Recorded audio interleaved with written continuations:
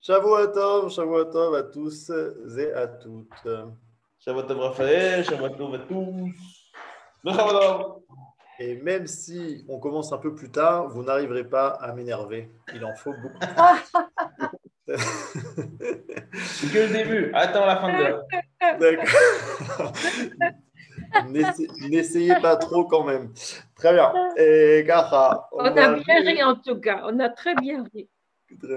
Ça fait du bien pour commencer la Shavua. Exactement. Allons-y, c'est Yemot HaMashiach in Solir. C'est Ilchot Mashiach. Donc Ilchot Mashiach du Rambam. Alors la semaine dernière, on a vu en fait, c'est deux prakim. C'est le Perek Yud Aleph et le Perek Yud Bet. Dans le Perek Yud Aleph, on avait vu la halacha Aleph, Bet, V, Gimel. Alors dans la halacha Aleph, on a vu comme ça que le Mashiach, c'est pas seulement une personne, c'est aussi une période. On voit ça dans les psukim que le Rambam amène. C'est pas des psukim qui parlent d'un roi, c'est-à-dire que deux psukim sur trois, ils parlent pas d'un roi, ils parlent d'une période.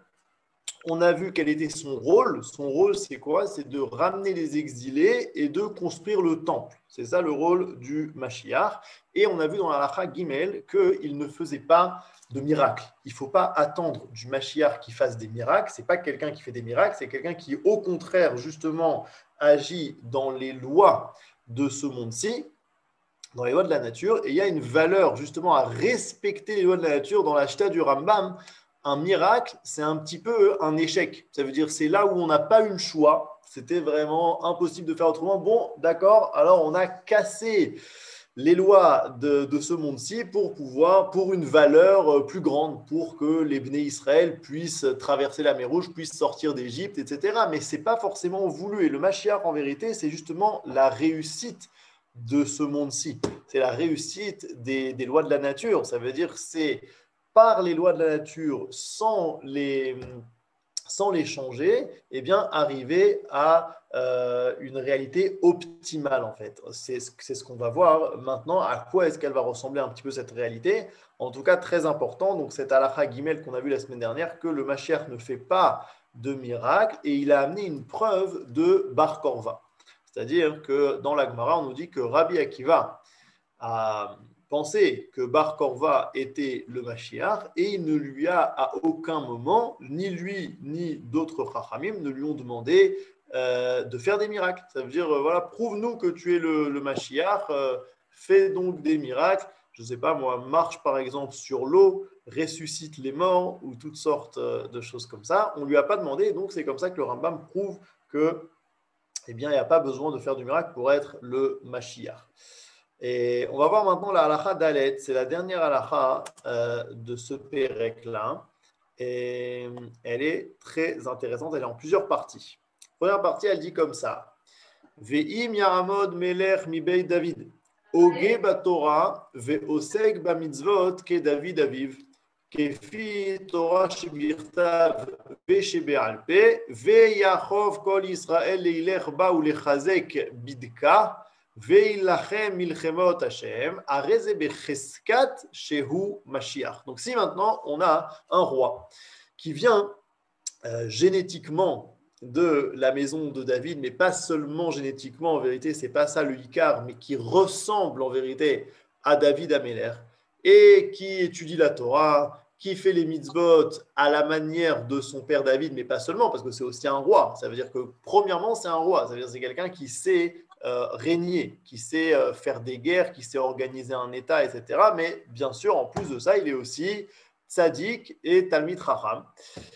Donc aussi bien dans la Torah écrite que la Torah orale, et qui renforce Am Israël d'aller dans le droit chemin, et qu'il fait des guerres, des bonnes guerres, eh bien lui, il est ce qu'on appelle Cheskat Mashiach. Cheskat Mashiach, ça veut dire susceptible d'être Mashiach. Okay, une chazaka, en hébreu, une chazaka, ça veut dire statistiquement parlant, c'est la majorité des chances. C'est ça une chazaka dans la halacha. Donc lui, statistiquement parlant, il a pas mal de chances d'être Mashiach. Donc déjà, on peut voir un point très important. Pour être susceptible d'être Mashiach, il faut deux choses.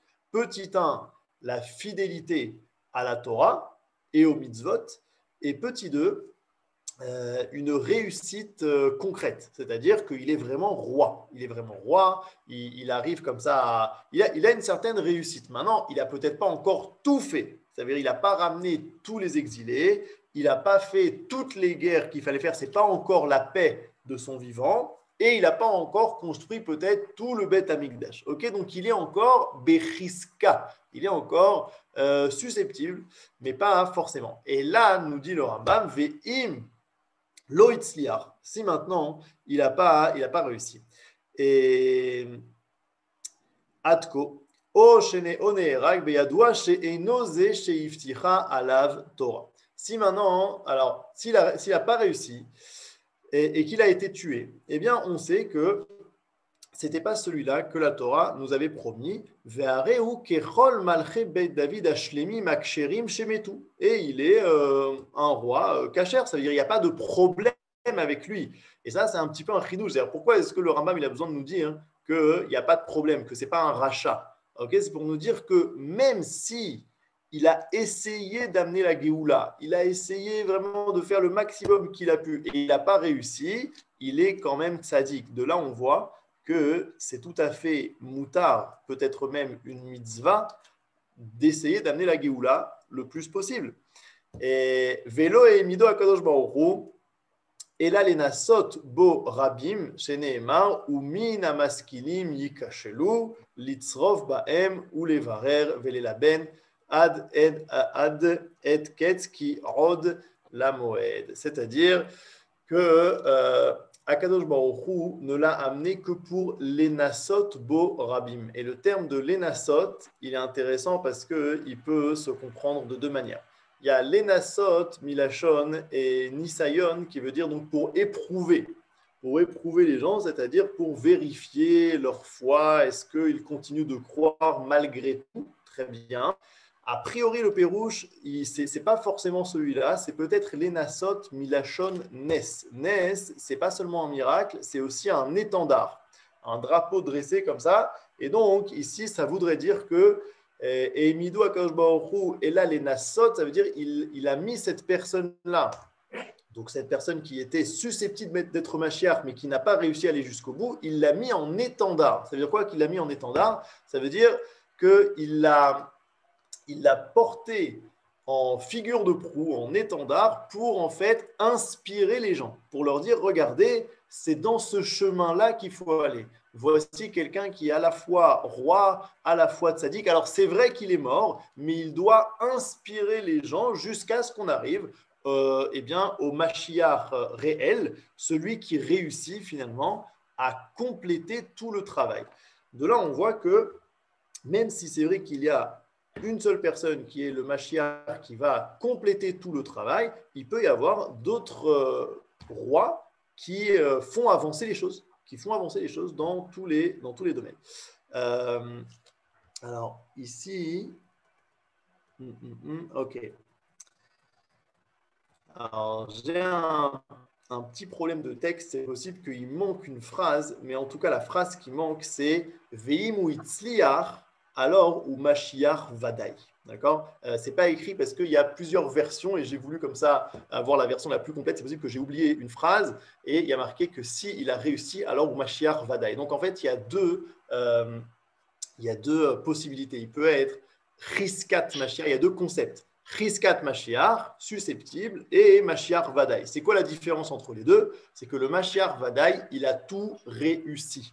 Okay, il a rassemblé les exilés, il a construit le temple, il a fait. Et celui qui est en train d'essayer et qui fait avancer les choses, lui, il est seulement Chiskat Mashiach. Et Bézéder. Maintenant, il peut y avoir une kushia, une difficulté, une question par rapport à ce qu'on a dit dans la halakha juste avant. C'est-à-dire que la halakha Gimel, on nous dit comme ça que Rabbi Akiva, il pensait de Bar Korva qu'il était Mashiach. Et la halakha Dalet, on nous dit que le Mashiach, il doit être tzaddik et ogé batora. Seulement, il y a des midrashim qui nous disent que Bar Korva n'était pas tellement tzaddik et pas tellement ogé batora. Donc, comment est-ce que Rabbi Akiva, il a pu penser que c'était le Mashiach? Et là-dessus, il y a plusieurs théroutim, plusieurs réponses. La première réponse, c'est de dire qu'en vérité, de manière globale, Bar Korva n'était pas Racha. Bar Korva, il était ce qu'on appelle Yireh Shamaim, il étudiait la Torah. Alors peut-être que ce n'était pas le plus grand de son époque, mais en tout cas, il n'était pas en dehors totalement du judaïsme. Et là, d'ailleurs, on apprend un truc important, c'est que le Rambam, il nous dit que le Mashiach, il doit être Yireh Shamaim et étudier la Torah, mais pas forcément être tout de suite, en tout cas, le Gdol Hador. Okay, donc, il n'y a pas de problème que Rabbi Akiva ait pensé que Bar Korva était le Mashiach, sachant qu'il avait un niveau qui était un niveau tout à fait respectable. Malgré tout, il y a quand même des midrashim qui sont durs avec Bar Korva et qui disent qu'il y avait un vrai problème de Yirat Shamaim avec lui, etc. Et donc, pourquoi est-ce que ces midrashim vont dans ce sens-là? Alors ici, c'est pour nous faire appréhender en fait un autre concept qui est le concept de Mashiach ben Yosef et Mashiach ben David. Un concept que je suppose vous avez tous déjà entendu. Mashiach ben Yosef, Mashiach ben David, ça remonte en fait à la formation même de Am Israël, c'est-à-dire à Rachel et Léa.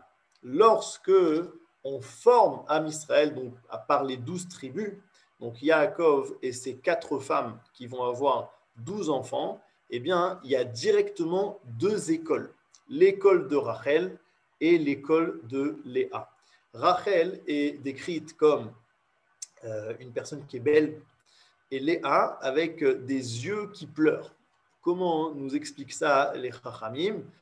C'est-à-dire que Rachel, elle est plus sa force dans le présent. Elle sait en fait améliorer la vie, le présent, la rendre belle, l'esthétique, organiser la matière, alors que Léa, elle, ses yeux sont vers le futur. Léa, elle pense aux aspirations vers où on doit aller. Et en fait, ces 2 femmes-là vont donner 2 enfants qui sont à leur image. Yosef, le fils de Rachel, comme son nom l'indique, Yosef, il vient rajouter. Ça veut dire, il prend ce monde-ci et il ajoute.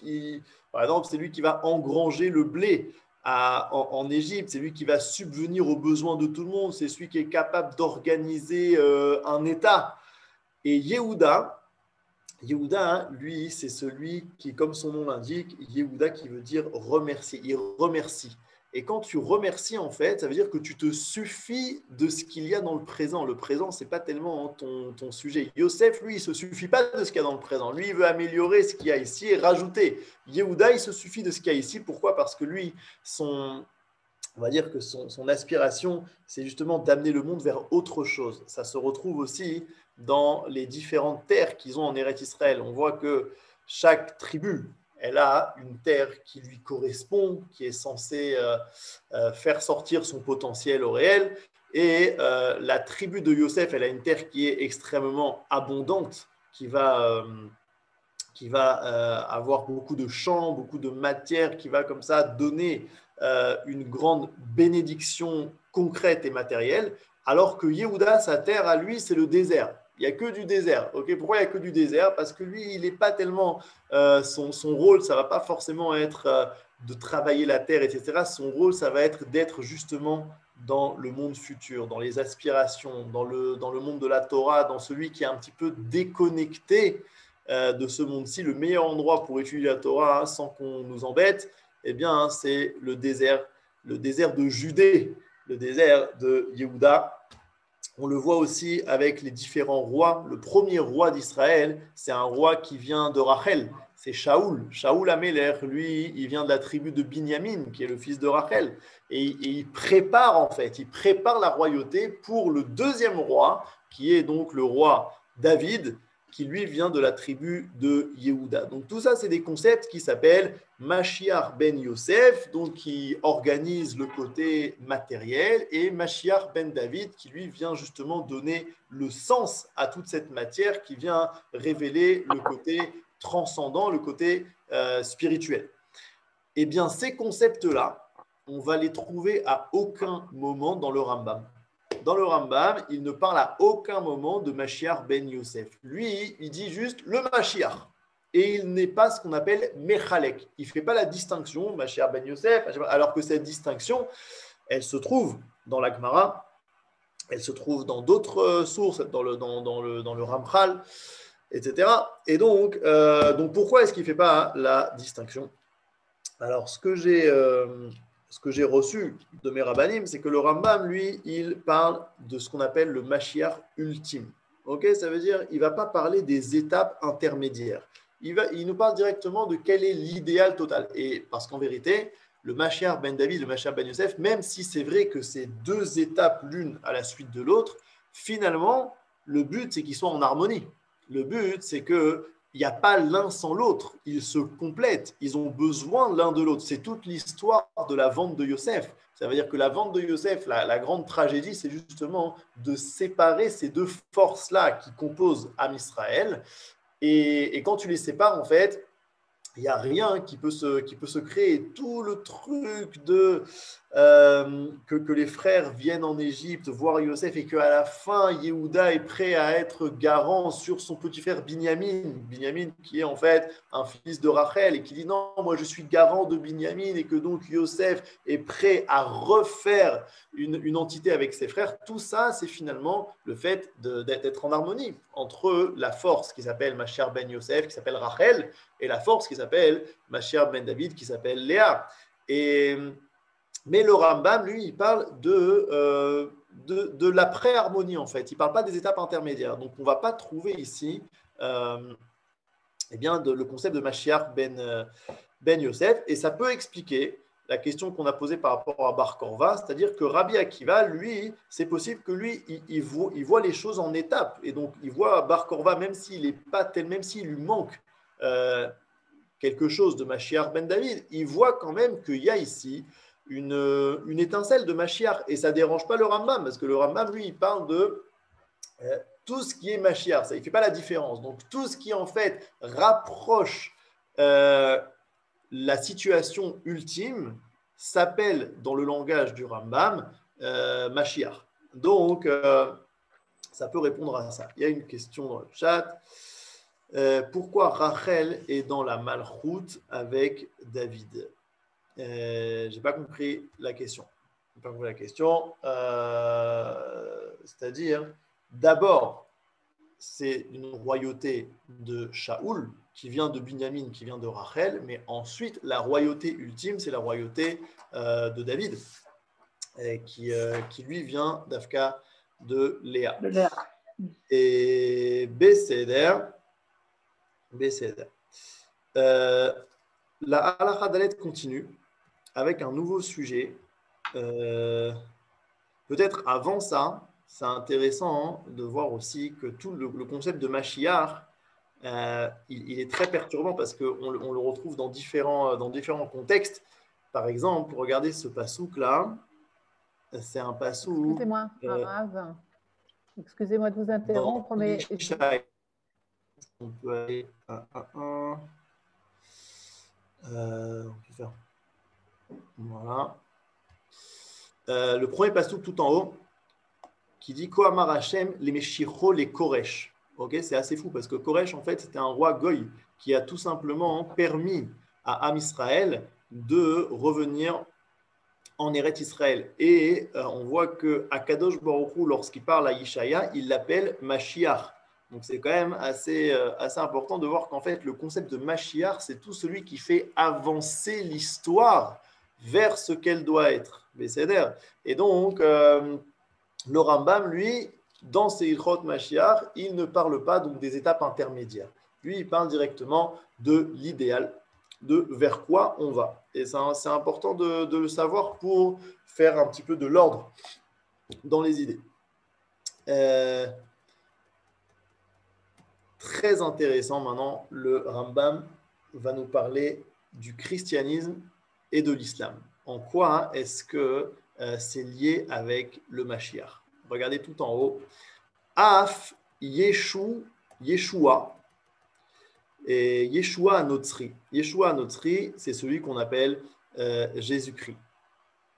Quel est le titre général du livre qu'on étudie? Alors, le livre qu'on étudie, c'est le Mishneh Torah. Okay, le Mishneh Torah, c'est l'œuvre immense du Rambam. Dans le Mishneh Torah, il y a plein de chapitres. Le chapitre qu'on étudie, c'est les lois des rois et des guerres. Et on est dans la dernière partie de ce livre-là, de ce sous-livre-là. Je l'ai dit au tout début du cours de la semaine dernière, c'est rattrapable. Af Yeshua Notri. Donc, Yeshua, c'est comme ça qu'il s'appelait en fait Jésus à la base. Il s'appelait Yeshua, ce qui est un nom assez juif.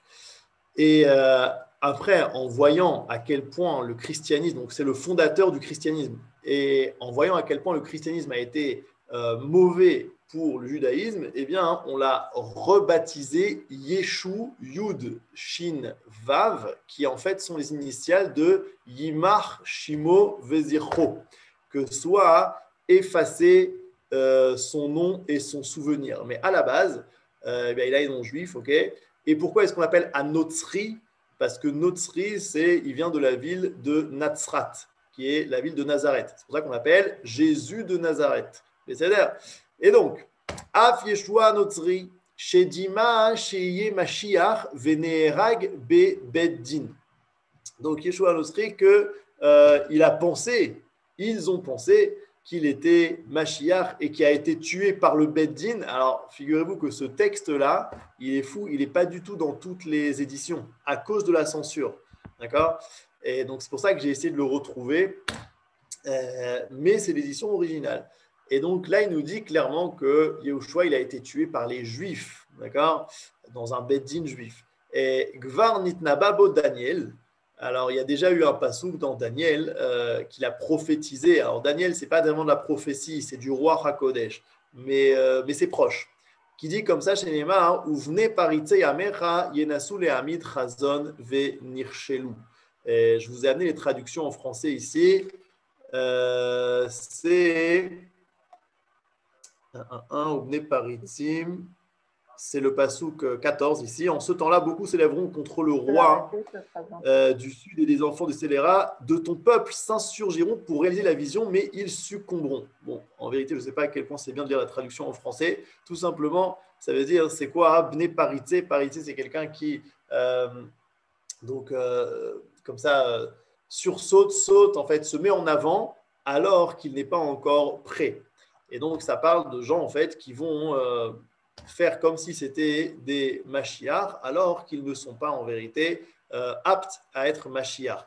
Et il y a marqué Chazon venir chelou, ça veut dire ils vont échouer et ils vont faire échouer. Nous dit le Rambam, Vechi yesh mirshol gadol misé. Est-ce qu'il peut y avoir un échec, un obstacle plus grand que celui-là? Chez Kol Aneviim Dibrou, chez Mashiach, Goel Israël ou Moshiam, ou Mekabetz Nitrehem ou Mechazek Mizvatam, Veze Garam le Abed Israël Bacherev ou les Fazer, chez Eritam ou les Ashpilam ou les Achlif à Torah ou les Atot Rov Aolam, Laravod, Eloka, Mibalade Hashem. Est-ce qu'il peut y avoir un plus grand obstacle que ce Yeshua Notsri là?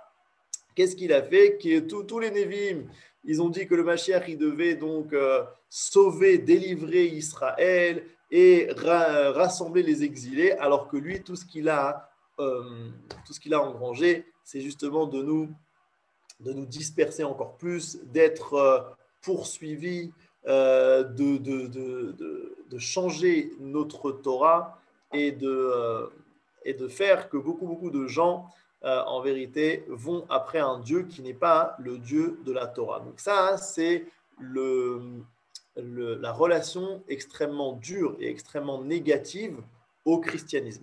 Mais ici, il y a un chidouche énorme dans la phrase d'après, le aval. Aval, c'est un très très grand aval, c'est-à-dire mais malgré tout, et c'est là qu'on voit que la relation au christianisme, selon le Rambam, elle est complexe, elle est composée. Regardez ce qu'il dit. Aval marchevot boré haolam en koach ba'adam le'asigam. כי לא דרכינו דרכיו ולא מחשבותינו מחשבותיו וכל הדברים האלו שלישוע הנוצרי ושלזה הישמעאלי שעמד אחריו אינן אלא ליישר דרך למלך המשיח ולתקן העולם כולו לעבוד את השם ביחד שנאמר כי אז אהפוך אל עמים שפה ברורה לקרוא כולם בשם השם לעובדו שכם אחד. Il dit malgré tout finalement, complètement bédiavad, complètement après coup, eh bien, aussi bien le christianisme que l'islam ont finalement aidé le monde à se préparer au réel Mashiach. C'est-à-dire qu'il y a quelque chose de positif dans le christianisme et l'islam, malgré tout, après coup. Okay, les chemins de Dieu sont bien plus élevés que nos chemins, ses pensées ne sont pas nos pensées, et finalement, Dieu, donc la providence, a utilisé une erreur énorme, l'erreur de la chrétienté et aussi l'erreur de l'islam, a été utilisée pour finalement adroitir le chemin du monde vers le réel Mashiach, comme il est dit dans Séphania, qui a Zahafor Elamim Safa Broura, alors je transformais les peuples dans un seul langage, et tous ils appelleront l'Éternel pour le servir à l'unanime. Okay, alors, en quoi maintenant, en quoi est-ce que le christianisme et l'islam, eh bien, ils ont aidé le monde à avancer vers le Mashiach? Comment est-ce que ça a aidé? Nous dit le Rambam, Keitzad, comment? Gvar nitmala haolam kulo midivrei hamashiach ou midivrei haTorah ou midivrei hamitzvot ufashtu devarim elu be'iyim rechokim uve'amim rabim arlei lev. V'hem nos'im v'notenim bidvarim elu uva mitzvot haTorah elu omri mitzvot elu emet hayu ve'kvar batlu bazman hazeh ve'lo hayu noagot ledorot ve'elu omrim devarim nistarot yesh bahen ve'einan kipshutan ukvar b'mashiach ve'gila nistareihem uksheyamod hamelech hamashiach be'emet ve'yastir ve'yaru ve'yanzo miyad hem kulam chozrim ve'yodim shesheker nachlu avotam ve'shenevihem ve'avotehem ito. Alors, comment est-ce que le christianisme et l'islam, eh bien, font avancer l'histoire? Il nous dit comme ça, grâce à ces deux religions qui partent finalement d'une mauvaise compréhension de la Torah, d'une erreur de Hashkafa, une erreur de vision, malgré tout, il y a quelque chose qu'elles ont gardé de la Torah. C'est quoi? C'est ce qu'on appelle la fin des temps. D'accord? C'est-à-dire que le monde va vers quelque chose. Ça, il faut imaginer, c'est-à-dire que pour nous, c'est quelque chose d'extrêmement simple que l'histoire évolue. D'accord? Mais imaginez-vous maintenant un monde qui a existé où finalement, par exemple, c'est le cas de la pensée de certains philosophes, c'est-à-dire que le monde n'a pas de début et n'a pas de fin. Okay? C'était sûrement aussi la pensée de certains idolâtres. C'est-à-dire que bon, il y a des dieux, il faut essayer d'être bien avec eux, mais il n'y a pas forcément une évolution du monde, on ne va pas forcément vers quelque chose de meilleur, etc. Et là, en fait, aussi bien la chrétienté que l'islam, qui ont finalement conquis le monde complètement. En tout cas, le monde central, parce que c'est vrai qu'il y a toujours l'Asie où il y a énormément, il y a une population mondiale énorme là-bas au niveau quantité, mais on voit que l'histoire de l'humanité se passe moins là-bas. L'histoire de l'humanité, finalement, elle se passe beaucoup en Europe et à ce qui lui ressemble. Et là-bas, en fait, en Europe, en Afrique, etc., là-bas, vraiment, le monde sera divisé entre chrétienté et islam. Et ces deux religions-là, en fait, elles prônent ce qu'on appelle, on peut appeler ça l'apocalypse ou la fin des temps, en d'autres termes, que le monde évolue vers quelque chose. Vers quoi il évolue? Là, c'est sûr qu'elles vont dire beaucoup de bêtises. Okay, ça veut dire que l'apocalypse peut être vécu comme quelque chose de complètement traumatisant, quelque chose de mauvais, enfin même si en général c'est quelque chose de très très mauvais pour amener quelque chose de bien après, etc. Mais en tout cas, le monde va vers quelque chose. Et le fait qu'il y ait énormément de gens qui finalement, dans leur tête, ils se disent le monde va vers quelque chose, eh bien ça les prépare au vrai Mashiach. Et toutes les erreurs qui sont intrinsèques en fait à la chrétienté et à l'islam, elles vont s'enlever lorsque le vrai Mashiach va apparaître.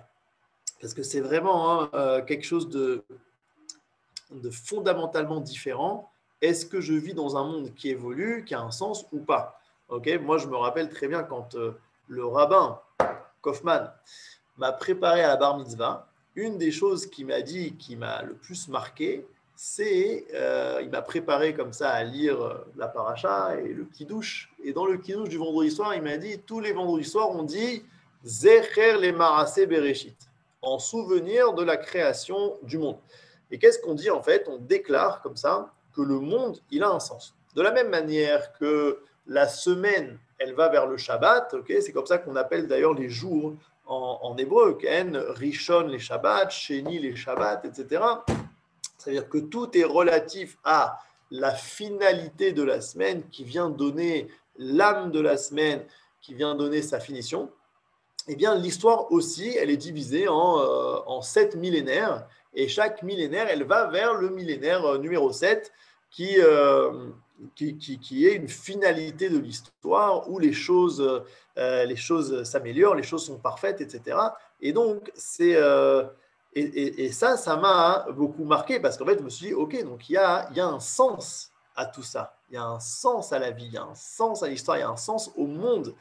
Et c'est finalement ce que ces religions-là, malgré tout le mal qu'elles ont fait, malgré toutes les erreurs qu'elles font, c'est finalement ce qu'elles ont apporté à énormément de monde, ce qui éduque l'humanité à dire on va vers quelque chose. Et lorsque la période du Mashiach évolue, eh bien, il y a une sensibilité peut-être inconsciente que, ok, on se rapproche d'un changement, de quelque chose. Et ça c'est très important. Ça, c'est important. Donc, malgré tout, on voit qu'à Kadosh Baruch Hu, la providence, elle est capable de passer même par les phénomènes les plus problématiques. Ça, c'est important aussi de le savoir. Ça veut dire que lorsqu'on est face à des phénomènes durs, eh bien, ne pas perdre espoir et se dire que la providence est capable tout à fait d'utiliser ces choses-là pour le bien. Ça ne veut pas dire qu'on ne doit pas s'attrister de ces phénomènes, ça ne veut pas dire qu'on ne doit pas essayer de les combattre, parce que nous, on n'est pas la providence. Nous, on doit avoir des calculs qui sont des calculs beaucoup plus simples. Est-ce que c'est bien, est-ce que c'est mal, et c'est tout. C'est très dangereux d'avoir des calculs qui sont des calculs... c'est un petit peu ce que faisait le faux Mashiach qui s'appelle Shabtai Tzvi, qui nous dit comme ça que selon la Kabbalah, alors même par les Averot, même par les fautes, on fait avancer la délivrance. On fait avancer la Géoula. Alors venez, on fait plein de fautes. Comme ça, on fait avancer la délivrance. Okay, c'est un calcul qui est mauvais, qui est pas un calcul, qui est un calcul qui peut être vrai au niveau théorique, mais pas pour nous. Mais bon, c'est important parfois de savoir, c'est ce qu'il nous dit ici, le Rambam, il nous fait entrevoir ce calcul-là avec une introduction qui dit que les marchavot d'Hachem, elles sont bien plus élevées que les nôtres et qu'on ne sait pas, mais en tout cas, voilà, c'est quand même, malgré tout, après coup, on peut se rendre compte de ce que ça a fait. Alors, juste dans les mots, il nous dit comme ça, donc, Var nitmala olam kulum midivrei Mashiach, donc le monde a été rempli des propos du Mashiach, c'est-à-dire de l'idée de fin des temps, etc., ou midivrei à Torah, et même aussi d'ailleurs, des propos de la Torah. Ça veut dire que finalement, le peuple juif est un peuple qui est extrêmement connu. Parce que même si la chrétienté et l'islam nous disent qu'on s'est trompé, elles ne réfutent pas que le peuple juif existe et qu'il est d'ailleurs le premier détenteur d'une parole. Donc finalement, la Torah, elle est connue, les mitzvot, elles sont connues. Ou Pashtut, Varim, Elou, Be'ibr et Rokim, et ça nous a permis en fait d'avoir une super pub dans les plus grands endroits, dans tous les endroits du monde, même dans les îles lointaines et même dans les peuples qui sont des peuples harlés lèvres, des peuples qui n'ont l'incapacité, on va dire, d'être en contact avec le contenu du judaïsme tout de suite, et il leur faut un contenu qui contient quelque chose du judaïsme, mais qui est en fait traduit comme ça.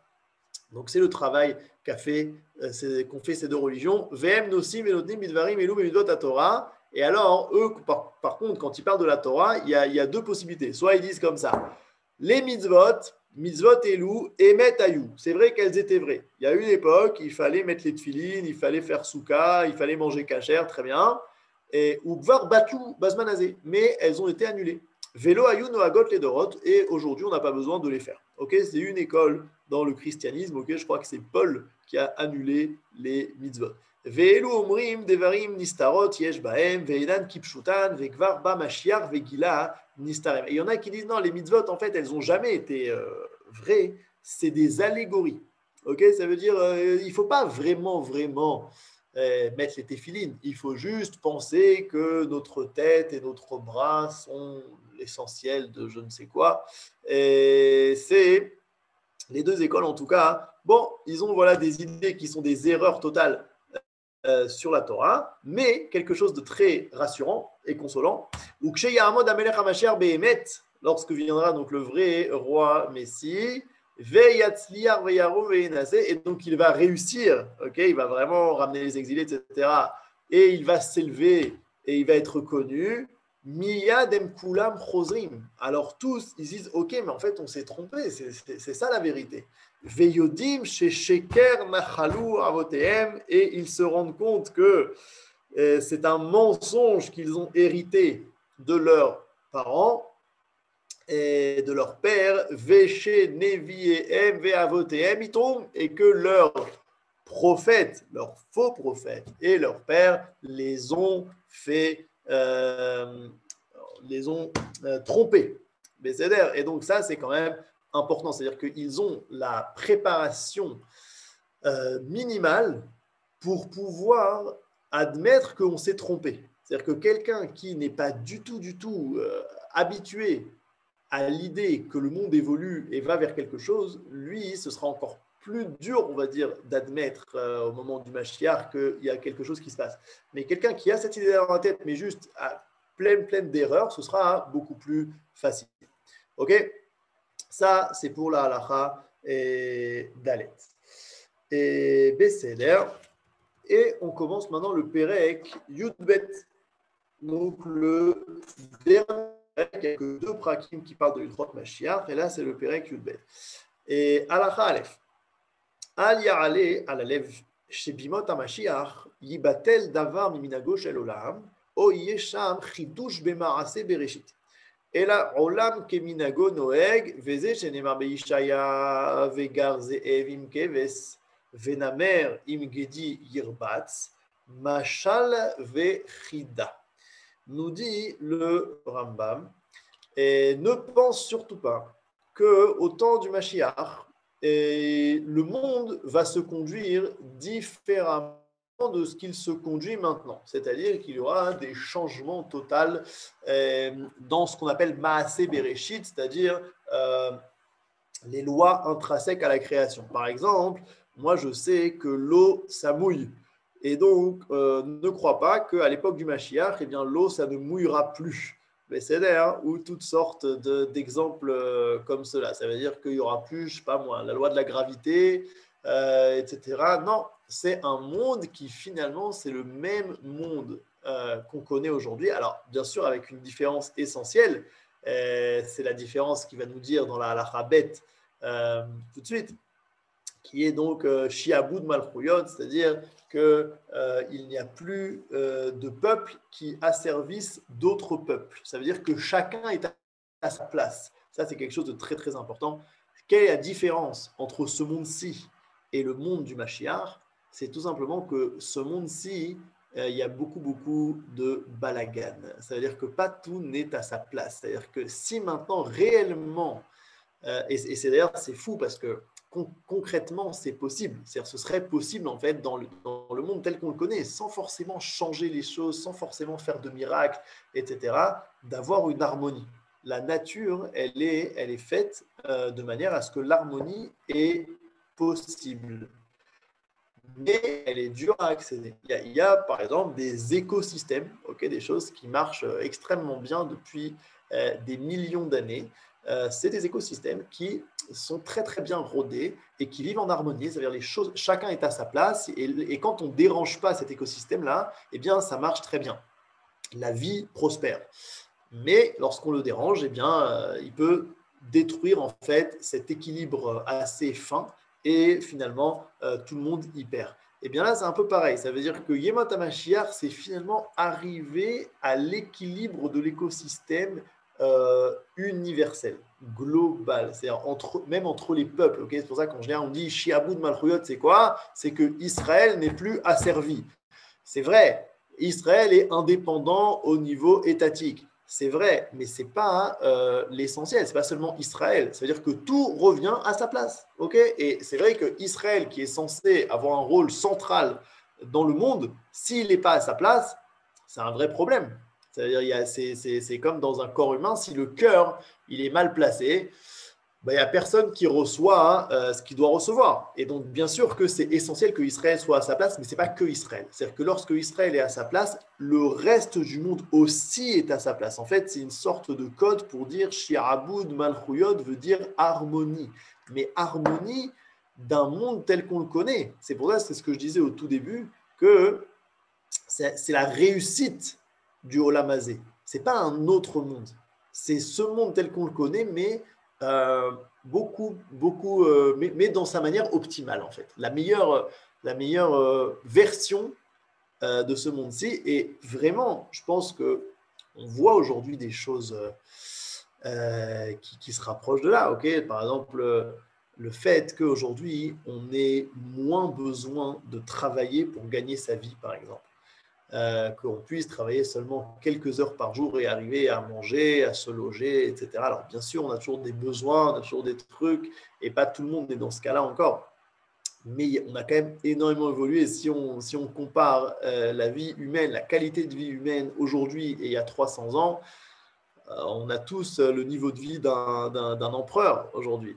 Et c'est important de le signaler. Ça veut dire que ce n'est pas que le monde il a changé, c'est juste qu'on s'approche, on sait mieux peut-être utiliser cette nature-là qui nous est offerte.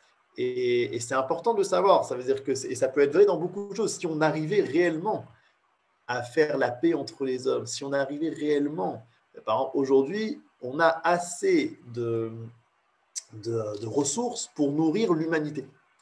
La seule chose qui nous empêche de le faire, c'est le fait de vouloir gagner de l'argent, le fait de vouloir avoir des gains, le fait qu'on est en compétition les uns avec les autres, qu'on a peur de certaines répercussions, qu'on est encore comme ça dans une psychologie ennemi, de compétition. Et donc, si on annulait tout ça, avec les ressources qu'on a aujourd'hui, on pourrait faire de grandes choses en fait. On pourrait même régler les problèmes de l'environnement, on pourrait régler beaucoup de problèmes sans qu'il y ait besoin qu'il y ait un miracle. Voilà, d'un coup, hop, on aspire toute la pollution de la couche d'ozone. C'est possible, mais ça peut aussi être fait par nous, différemment, par une conscience, etc.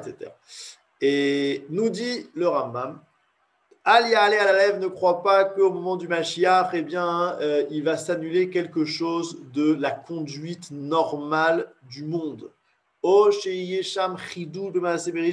y aura une nouveauté dans les lois intrinsèques à la création. Et là, Olam Keminago Noeg, le monde, il se conduit selon sa conduite normale. Et alors maintenant, il va se confronter à énormément de prophéties qui disent l'inverse de ce qu'il vient de dire. Parce que dans les prophéties, justement, on parle de phénomènes qui sont des phénomènes non naturels, comme cet exemple-là, Vegar Zeev im Keves, Venamer im di Irbatz. Le loup, il habitera avec l'agneau et la panthère avec la brebis. Impossible. Mais aujourd'hui, un loup et un agneau dans le même enclos, ou une panthère et une brebis, tu vas en retrouver que 1 sur 2, Bécéder. Et donc c'est bizarre, ça contredit ce qu'on vient de dire. Ça veut dire que d'un coup, et d'ailleurs, regardez juste le passouk juste en bas, avait Arié Kabakar Yochal Teven. Le lion et le bœuf, ils mangeront les deux de la paille. C'est bizarre. Ça donne de la paille à un lion. C'est quand même un chidouche de Maaseh Bereshit. C'est que le lion devienne végétarien, c'est bizarre. Ça ne s'appelle pas Olam Keminago Noeg. Et donc, le Rambam, lui, nous dit comme ça, c'est sa chita. Et il nous dit que tout ça, c'est des allégories, en fait. Tout ça, c'est pas le pshat. Behemet, Beyemot Hamashiach, le loup c'est possible qu'il continue de manger un agneau. C'est pas grave, c'est comme ça que le monde agit. Ça veut dire, après, le loup, quand il meurt, il devient de la terre, elle fait pousser de l'herbe, et l'herbe, il est mangé par l'agneau. Okay, je ne sais pas si vous avez vu le roi lion, mais c'est une référence.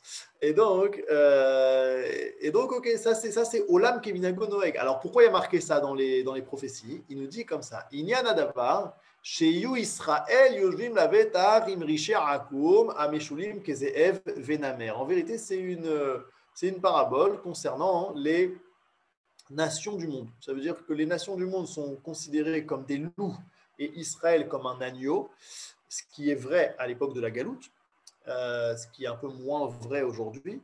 Okay, ce que dit le Rav Aviner, qu'aujourd'hui, l'agneau, il a acheté un fusil et il commence à menacer tous les loups qui l'entourent.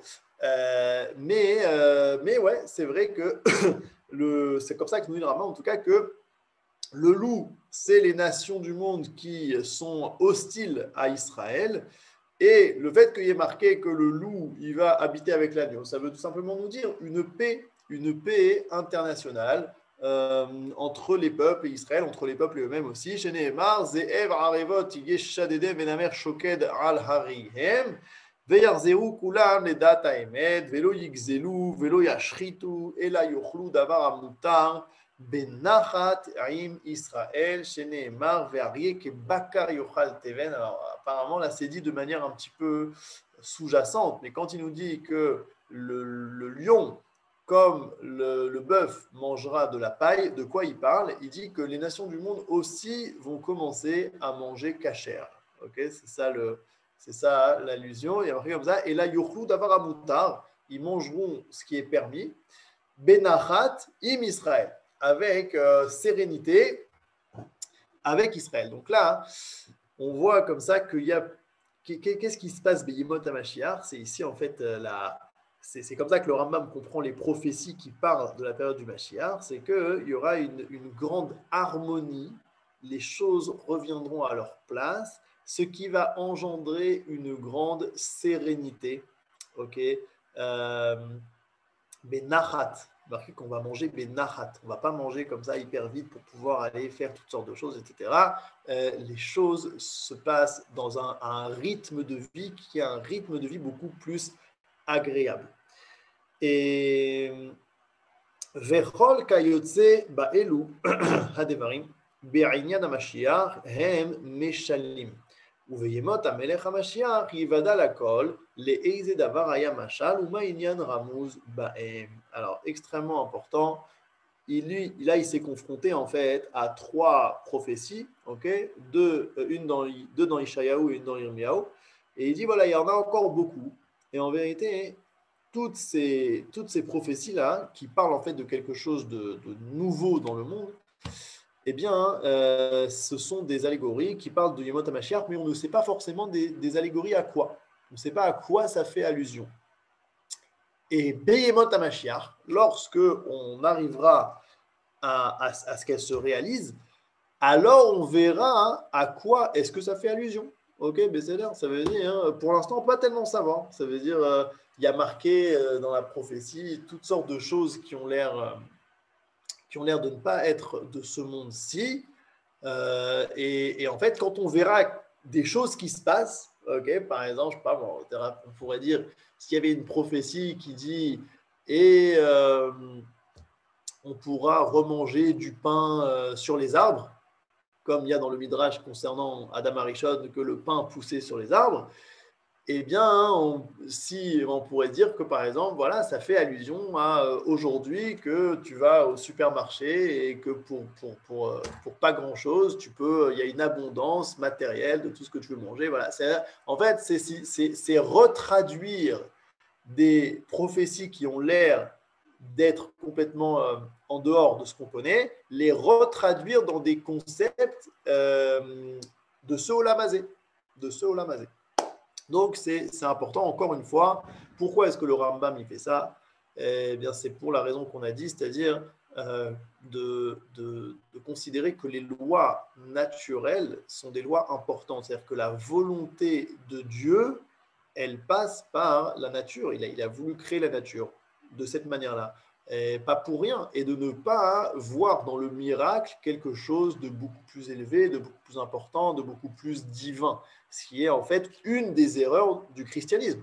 Ça veut dire que lorsque le christianisme décrit son Mashiach, c'est justement un Mashiach qui fait des miracles.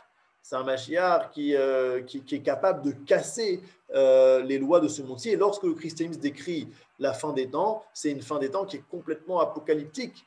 Donc voilà, c'est vraiment... c'est une autre compréhension totalement que le Rambam essaie de nous éduquer à ne pas penser comme ça. Et c'est vrai que quand on pense au Mashiach, il y a clairement un danger de penser comme ça, parce que quand on pense à quelque chose de futur et de non connu, alors notre imagination va beaucoup plus vite que ce qu'on pense. Et donc, on va commencer à voir toutes sortes de choses. Et une autre question ou pas ? Ah, il y a une autre question que je n'avais pas vue. C'est pas tout à fait juste, surtout en Israël, on a besoin de plusieurs travails pour arriver à tout payer, même sans faire de gains supplémentaires. C'est pas faux. C'est pas faux. Bezrat Hashem, qu'on avance là-dessus. Maintenant, malgré tout, quand on compare à il y a 300 ans, à 300 ans, on n'avait pas de temps pour être sur Yeshiva Online. Ok ? Il n'y avait pas de temps pour ça. Ça veut dire, tu te levais le matin, au lever du soleil, tu te couchais à la coucher des étoiles, il y avait à part ça, tu étais complètement fatigué. Ta seule pensée, c'était est-ce que je vais réussir à amener à manger à la maison ou pas. Et donc, le fait qu'aujourd'hui, même si on a plusieurs travails et que ce n'est pas forcément facile, etc., parce qu'on sait aussi créer des besoins et parce qu'on a aussi envie d'habiter dans certains endroits et pas dans d'autres, etc.,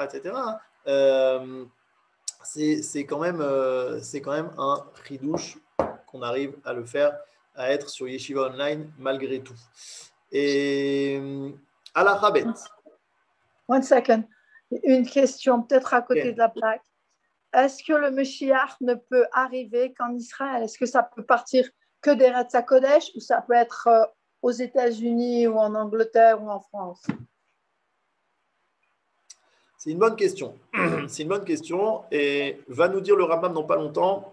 Toutes ces choses-là, on ne peut pas tellement savoir comment elles vont se passer jusqu'à ce qu'elles se passent. Ça veut dire que par où ça va commencer, etc., ce n'est pas clair. Mais par contre, ce qui est sûr, ça on l'a vu dès le début dans la Halacha Aleph du Perek Yud Aleph, c'est que le Mashiach est un roi d'Israël et que son rôle, c'est de ramener les exilés. Et quand on dit ramener les exilés, c'est pas les ramener à Paris, à Marseille ou à New York. C'est sûr que c'est de les ramener en Eretz Israël. Donc, ça veut dire, encore une fois, le Rambam, il nous éduque ici à voir les choses par étapes. Et ce qu'il doit faire, comment il va le faire, par où il va commencer, on ne sait pas. Mais ce qu'il doit faire, c'est ramener les exilés d'Israël en terre d'Israël, régner sur ce peuple-là qui est revenu de Galout et construire le Beth Amikdash. Maintenant, est-ce qu'il peut commencer ça des États-Unis? Peut-être. Peut-être que oui. Je ne sais pas. C'est là?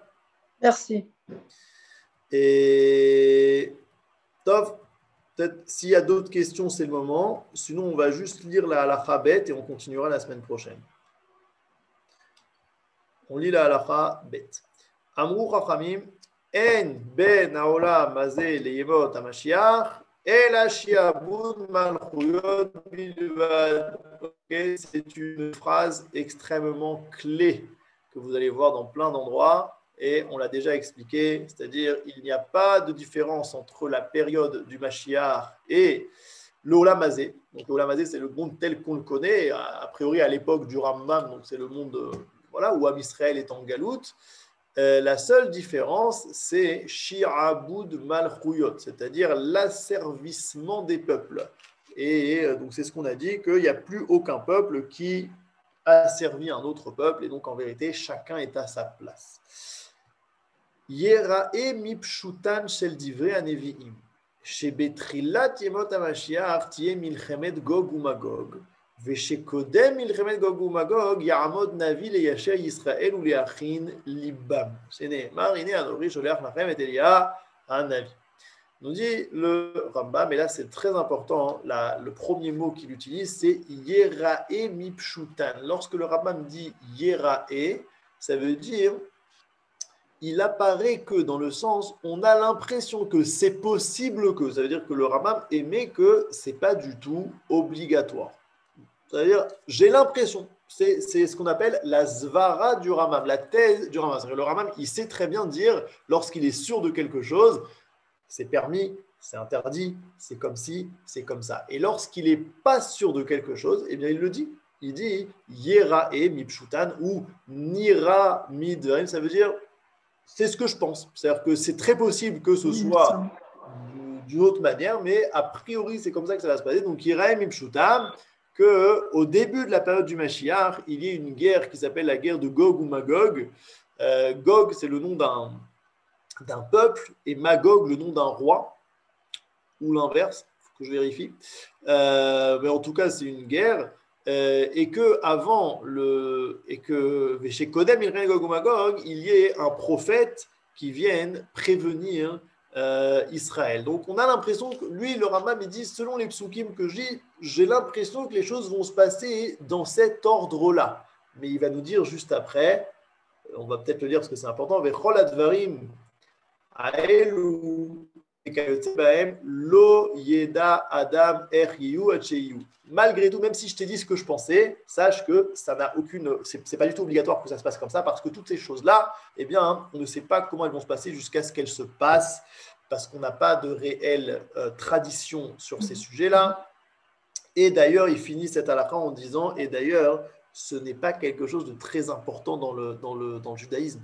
C'est-à-dire que le même Rambam qui écrit les 13 attributs de foi du Rambam, c'est-à-dire celui qui dit, voilà, il n'y a rien à faire. Soit tu crois dans ces 13 concepts-là, soit tu es en dehors du judaïsme. Eh bien, de savoir comment les choses vont se passer au moment du Mashiach, ce n'est pas un des concepts, ce n'est pas un des principes, ce n'est pas un attribut de foi. On peut tout à fait être de très bons juifs sans savoir comment les choses vont se passer. Par contre, il faut y croire de manière générale. De manière générale, on sait qu'il va y avoir un roi, on sait que ce roi-là, il va ramener les exilés, il va construire le temple, on sait que les choses vont se remettre à leur place, qu'il y aura une harmonie, une sérénité, une abondance matérielle, ça on ne l'a pas encore vu, mais on va le voir. Ok, ça c'est les choses en général, mais comment est-ce qu'elles vont se passer, dans quel ordre et de quels moyens, on ne le sait pas et ce n'est pas grave. Et il y a même un interdit de calculer la venue du Mashiach, la date de la venue du Mashiach. Il y a un interdit comme ça que le Rambam va ramener tout de suite, mais ça, on le verra la semaine prochaine. Chazak ou Baruch. Toda Rabba Raphaël. Toda, Toda toda. Rabba. Shabbat Raphaël. À la semaine prochaine, si Dieu veut. Toda, toda.